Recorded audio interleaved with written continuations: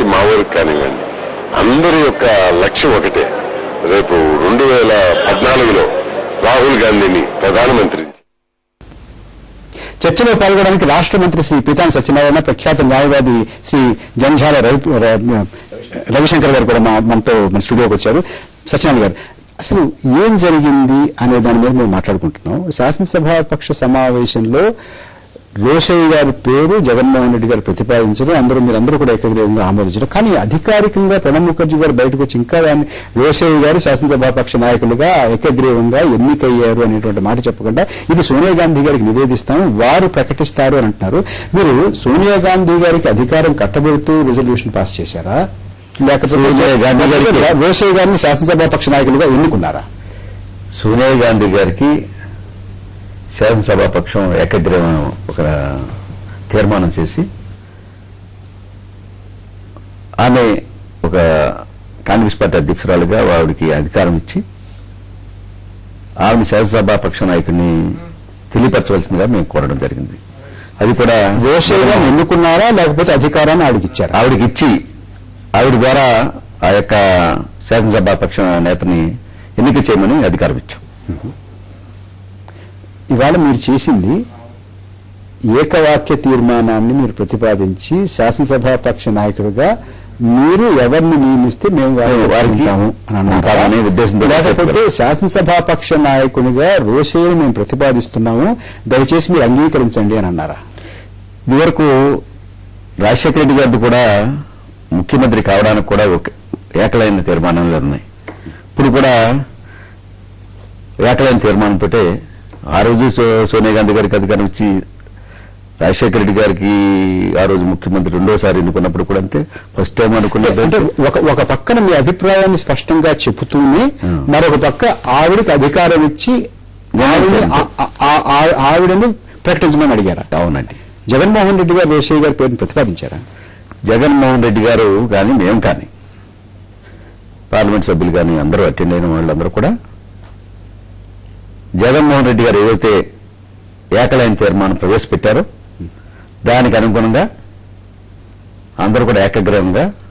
జగన్మోహన్ రెడ్డి గారు ప్రవేశపెట్టినటువంటి ఏకవాక్య తీర్మానం ఏమిటి?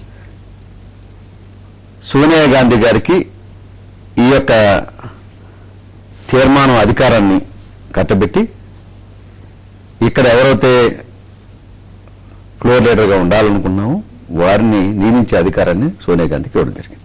పొత్తూరి గారు, నేను అక్కడ జరిగినట్టుగా పూసగుచ్చినట్టు సత్యనారాయణ గారు చెప్పారు. మీకు మనం ముందరే అనుకున్నాం కదా. ఇప్పుడు జరిగింది ఏమిటంటే రోషయ్య గారిని ఎన్నుకోలేదు, నేను ఇట్లా అర్థం చేసుకుంటాను. సోనియా గాంధీ గారు పార్టీ లీడర్ని నియమిస్తారు. అమ్మా మీరు నియమించవలసింది అని పార్టీ ఆమెకి విజ్ఞప్తి చేసింది. దీని సారాంశం ఇదని నేను అనుకుంటాను. దీనివల్ల దీంట్లో ఇంప్లికేషన్స్ అవి ఉంటే తర్వాత మనం మాట్లాడుకోవచ్చు. దీంట్లో మనకు అర్థమైనంత వరకు జరిగింది ఇది. ఇట్లాంటి సంప్రదాయం కాంగ్రెస్ పార్టీ మామూలుగా ఏకవాక్య తీర్మానాలు వరకు జరుగుతున్నట్టుగానే ఈ విషయాలు కూడా జరిగింది. గోవర్ధన్ రెడ్డి గారు, మీరు అనేక శాసనసభాపక్ష సమావేశాల్లో మీరు పాల్గొన్నారు. ఇదివరకు జరిగినట్టుగానే ఇప్పుడు కూడా జరిగింది. అదే మాట సత్యనారాయణ గారు కూడా అంటున్నారు. అంతే జరిగిందా? మాకు ప్రణబ్ ముఖర్జీ గారు పీసీసీ ఎగ్జిక్యూటివ్ లో చెప్పింది ఒకటి ఏంటంటే, జగన్ గారు రోషయ్య గారి పేరు ప్రతిపాదించినారు, సోనియా గాంధీ గారు నిర్ణయం తీసుకుంటారు, సోనియా గాంధీ గారు అనౌన్స్ చేస్తారని చెప్పినారు. మాకు చెప్పింది అదే. ఆయన ఎందుకంటే నేను లెజిస్లేచర్ పార్టీ మీటింగ్ లో లేను కాబట్టి how can I tell that legislature పార్టీలో ఏం జరిగిందని. సత్యనారాయణ గారు, ప్రణబ్ ముఖర్జీ చెప్పింది ఒక బాగా జనాకర్షణ కలిగి మీ అందరి అభిమానాన్ని చూరగొన్నటువంటి ముఖ్యమంత్రి పోయిన తర్వాత జరిగినటువంటి శాసనసభాపక్ష సమావేశం. ఈ శాసనసభాపక్ష సమావేశంలో మీలాంటి వారు చాలా మంది ఆయనకి శ్రద్ధాంజలి ఘటిస్తూ ఎన్నో ఒక 4 మాటలు చెప్పాలని చాలా మంది కోరికగా ఉన్నారు. ఎవ్వరికీ ఇవాళ అవకాశమే లేదే. భయపడ్డారా? అది ఆ ఫ్లోర్ ఓపెన్ చేసిన దగ్గర నుంచి ఎవరిష్టం వచ్చేటువంటి మాట్లాడేటటువంటి అవకాశం ఉంటుంది, అదుపు తప్పుతుంది, చెయ్యి దాటుతుంది అనేటువంటి భయం ఏమన్నా ఉంది? అటువంటి ఆలోచన లేదు. ఎందుకంటే ఏనాడైతే జగన్మోహన్ రెడ్డి గారు ముఖ్యమంత్రి కావాలని చాలా మంది ప్రజల నుంచి కానీ మా దగ్గర నుంచి కానీ శాసనసభ్యులు కానీ రావడం విన్నపాలని మేము కూడా రాతపూర్వకంగానే పంపించగలిగాం. మరి ప్రత్యేకంగా మేము చెప్పడం జరిగింది, ప్రత్యేకంగా ఎలక్ట్రానిక్ మీడియా ప్రింట్ మీడియాలో చెప్పడం జరిగింది. అయినప్పుడు కూడా జగన్మోహన్ రెడ్డి గారిని కూడా ఒక ఆలోచన చేసి జగన్మోహన్ రెడ్డి గారు అధిష్టానం యొక్క నిర్ణయాన్ని నేను కట్టుబడి ఉంటారని ఏ రోజు చెప్పారు, ఆ రోజునే మేమందరూ కూడా కాంగ్రెస్ పార్టీ క్రియాశీలక రాజకీయ ఇవాళ ఆ పైన కూర్చున్నటువంటి నలుగురు తప్ప, మోయిలీ గారు, ప్రణబ్ ముఖర్జీ గారు, డి శ్రీనివాస్ గారు, రోషయ్య గారు తప్ప మీరెవ్వరూ ఫ్లోర్ నుంచి మాట్లాడకపోవడానికి ఏమిటి కారణం? కింద నుంచి మాట్లాడలేదనేది వాస్తవం కాదు. కింద నుంచి కూడా ఈ తీర్మానంలో ప్రతిపాదన అంటే జగన్మోహన్ రెడ్డి గారు చేశారు, కానీ సెకండ్ చేసిన వాళ్ళు 5 వ్యక్తులు, మంత్రులు కానీ ఇతర వ్యక్తులు కానీ చేయడం జరిగింది. లేచి నుంచి మేము దాన్ని సమర్థిస్తున్నామని కానీ ఉపన్యాసాలు వెళ్ళేవి. ఉపన్యాసాలు అంటే ఈ యొక్క తీర్మానాన్ని బలపరుస్తున్నామని చెప్పడానికి కాదు. అది కాంగ్రెస్ పార్టీలో క్రమశిక్షణ రాజకీయాలతోటి కాంగ్రెస్ పార్టీ ఉండకనకే ఈనాడు 100 సంవత్సరాలు 110 సంవత్సరాలు బతుకుతుంది.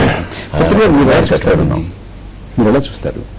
నివాళి అర్పించడానికి, శ్రద్ధాంజలి ఘటించడానికి, నలుగురు 4 మాటలు మాట్లాడడానికి, మనసులో ఉన్నటువంటి విషయం చెప్పడానికి అవకాశం లేకుండా చేయడం వెనకాల ఒక ప్రత్యేక కారణం ఏమన్నా కనపడుతుందా? ఒకటి, సంతాపం ప్రకటించింది, పార్టీ మొత్తంగా ప్రకటించింది, అది సరిపోతుందని అనుకోని ఉండొచ్చు. చాలా ఉదాహరణగా చూస్తే కొంచెం దాంట్లోంచి లోతుగా అర్థం తీయడానికి ప్రయత్నం చేస్తే, సహజంగా పత్రికల్లో మనం ఏం చేస్తామంటే ఒక్కొక్క పత్రిక వాళ్ళ పాలసీని బట్టి, వాళ్ళ భాషను బట్టి, వాళ్ళ పాలసీని బట్టి వాళ్ళు ఈ రకంగా చెప్తారు.